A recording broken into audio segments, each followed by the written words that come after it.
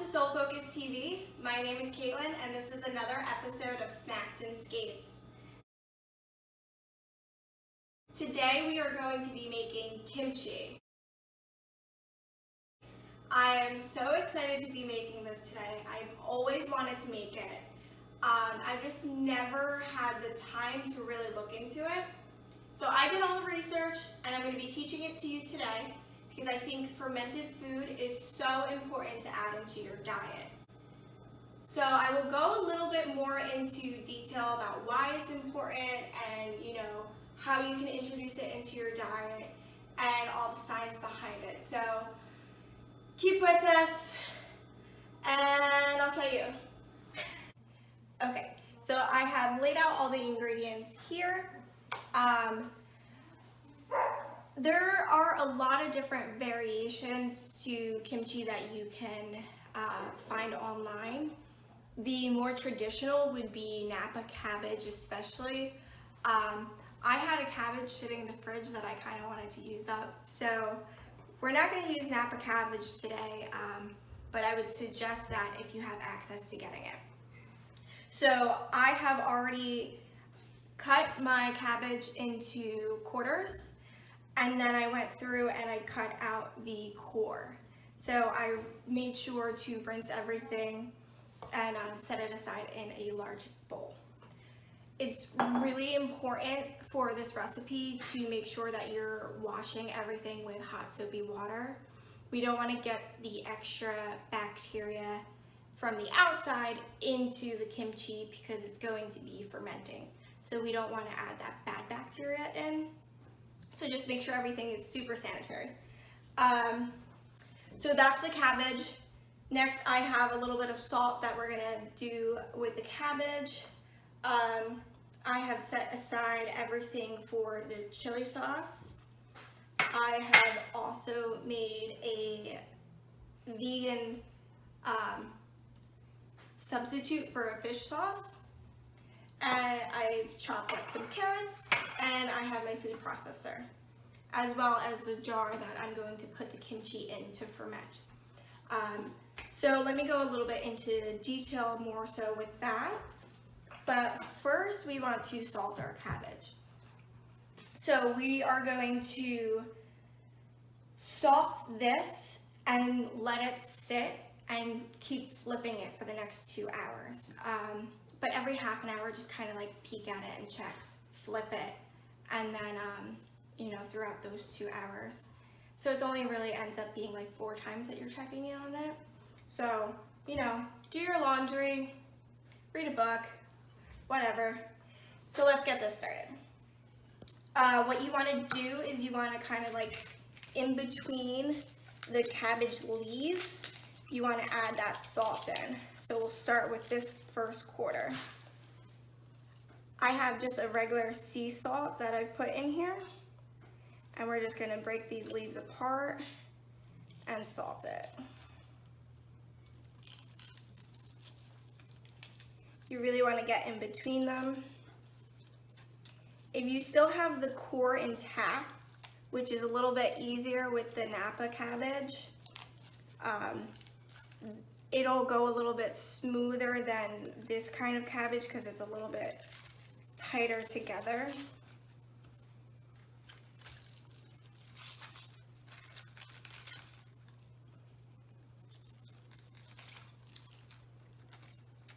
So one of the great benefits of fermented foods would be how well it supports your gut health.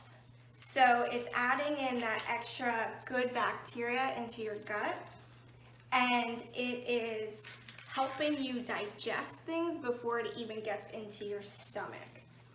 So it will help pull out those different nutrients in the food that you're already eating, and you will be able to absorb that a little bit easier with the addition of fermented food. It's super great for heart health, your blood, cholesterol, and there's so many different things. If you're not a kimchi fan, you can make your own pickles.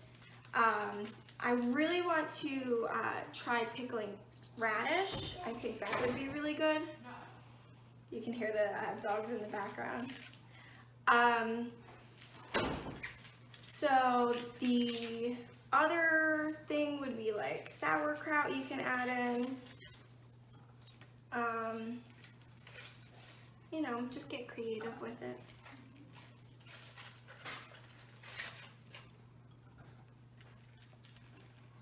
So every half an hour when I check in on this, I'm going to notice that it's going to kind of wilt more, and it'll shrink a little bit in size as well. All right, so now everything is salted. I'm going to just push it down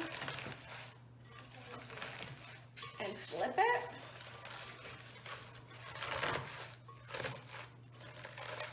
And just keep flipping it. And like I said, you're going to want to do this every half an hour. I'm just going to add the extra salt. All right, so I'm going to set this aside. I'm going to rinse off my hands here. And now I'm going to get the chili sauce ready. So this is all the ingredients for your chili sauce. You're going to do a small white onion, some ginger, a whole clove of garlic, and a few tablespoons of red pepper.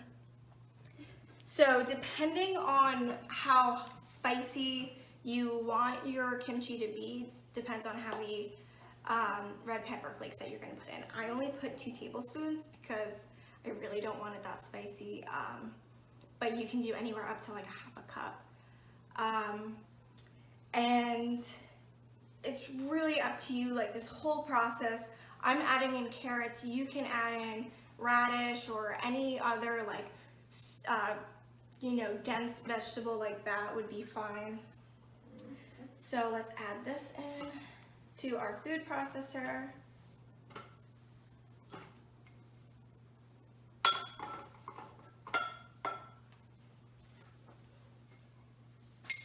And it was 3 tablespoons of ginger that I'm adding in here.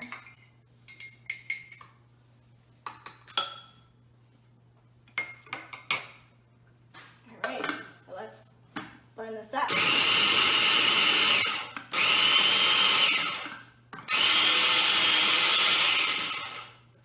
All right, mix it around a little bit. Careful of the blade at the bottom.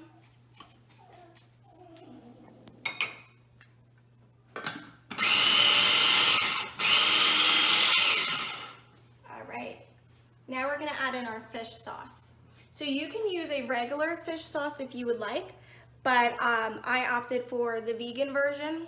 So what it is, it's a 1/4 cup of pineapple juice, a 1/4 cup of water, 2 tablespoons of soy sauce, and 2 tablespoons of coconut sugar.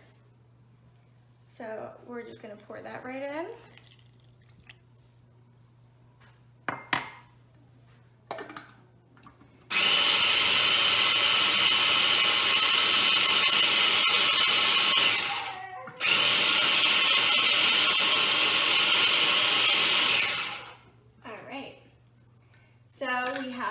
Sauce all set.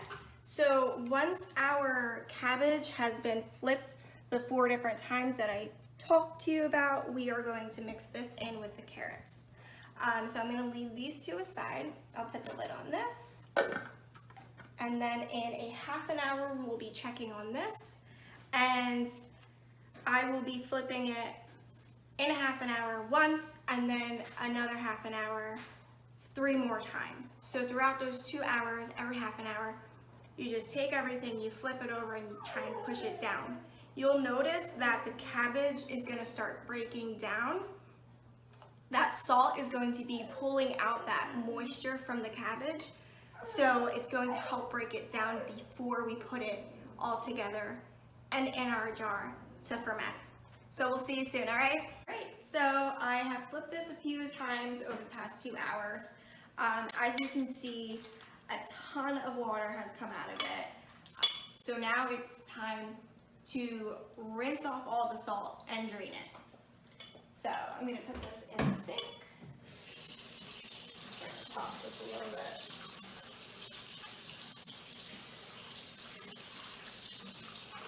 All right, and you want to make sure that you wash your hands before this, of course, because you want to really be careful about that bacteria that I was telling you about.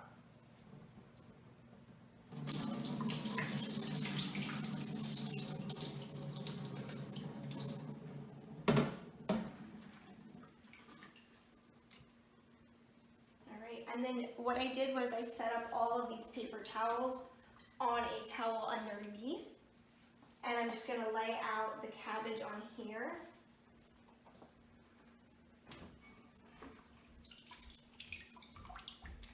Drain it as much as possible.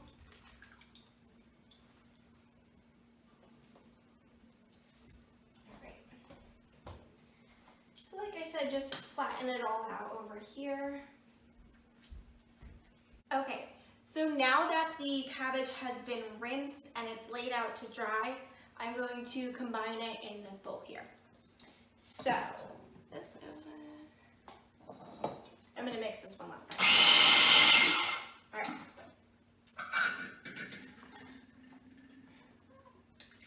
So we're going to dump this in. With our carrots. And our cabbage. So, and then we'll want to toss it all together.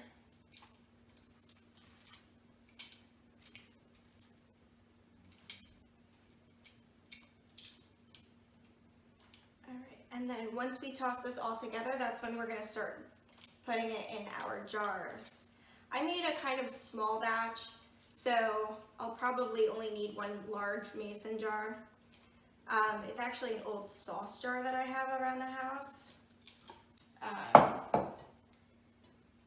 And we'll see how well that fits in there. Let's get this out of our way. All right. And then we're going to toss this. Make sure everything is coated evenly. My chili paste is a little more like liquidy than it typically is. Typically it's more of a paste. So if it was a little drier, you would want to individually coat the cabbage yourself. But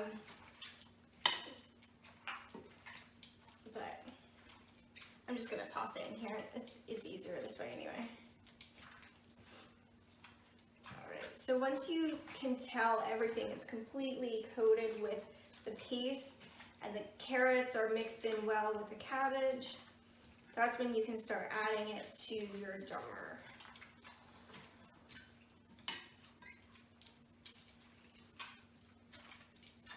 Alright, so what you will do is you'll just stuff it right in here. And when you're adding this in, you really want to make sure that you're pushing it down at the end. You want to get all of the air out as possible, like as much of the air out, because that can also affect the fermentation process.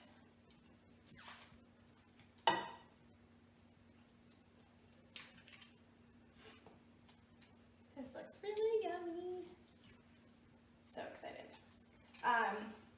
And then when you put this aside to ferment for the next few days, every morning or every day you're going to want to check on it, push it down, and make sure that all the ingredients are submerged under water so that you can tell that there is no air in there.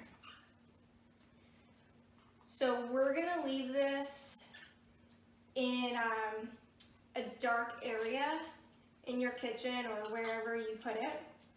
I'll probably just put it in one of my cabinets. And like I said, you want to check on it every day and push it down so that the liquid is covering everything. And then every day just check on it. I'm probably only going to leave it for like 2 days. If I want, maybe I'll leave it for 3, depending on, like, when I look at it, I'll be able to kind of tell if it's ready or not. You do also want to leave some room at the top of the jar as well, so I won't overstuff this.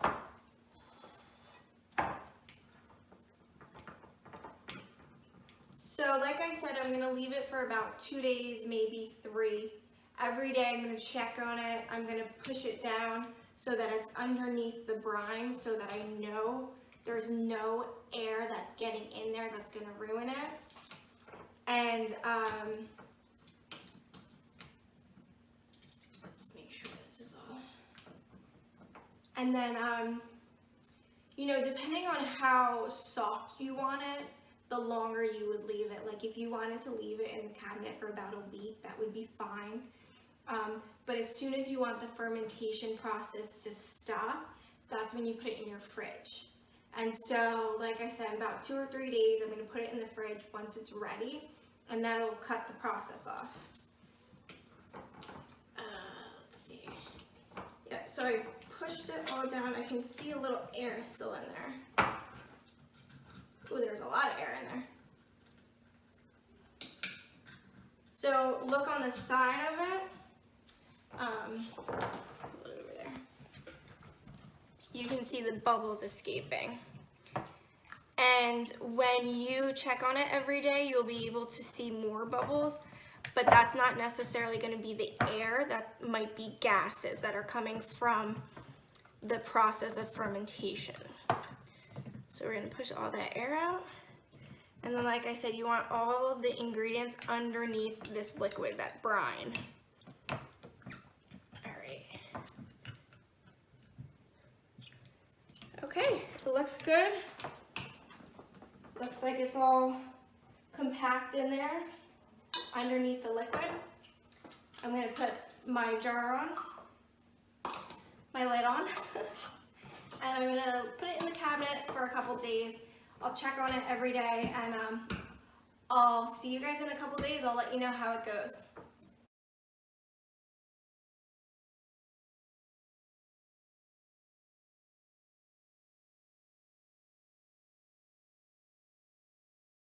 So it's been 3 days now. It's been in my cabinet. I checked it this morning again, and it seems soft enough, and I gave it a little bit of a taste, and it's got that tangy flavor that I'm looking for. So I decided it's all ready today. I'm going to transfer it into the fridge now so the fermenting process will stop. And I made my favorite lunch. So I made a avocado toast with the kimchi on top, and then I put some sesame seeds on, and I'm all set.